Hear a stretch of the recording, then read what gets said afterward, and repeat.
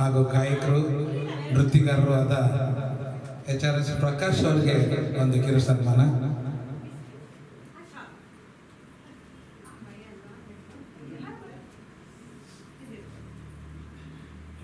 ನೇ ತಾರೀಕು ಕಾರ್ಯಕ್ರಮದ ಮರಿಬೇಡಿ, ಅದಕ್ಕೆ ಅಡ್ವಾನ್ಸ್ ಕೂಡ ಆಗಿದೆ.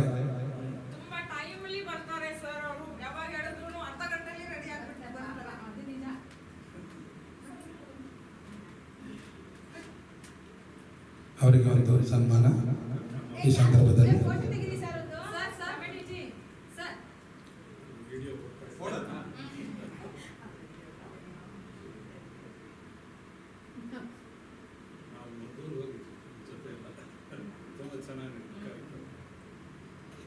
Thank you. ಹಾಗೆ ನಮ್ಮ ಸ್ವರ್ಣ ಎಜುಕೇಷನಲ್ ಚಾರಿಟಬಲ್ ಟ್ರಸ್ಟ್ನ ಮಾಲೀಕರು ಸಂಸ್ಥಾಪಕರಾದ ಶ್ರೀಮತಿ ಸುಹಾಸಿನಿ ಮೇಡಮ್, ಖ್ಯಾತ ವಕೀಲರು, ಅವ್ರಿಗೂ ಕೂಡ ಒಂದು ಸನ್ಮಾನ.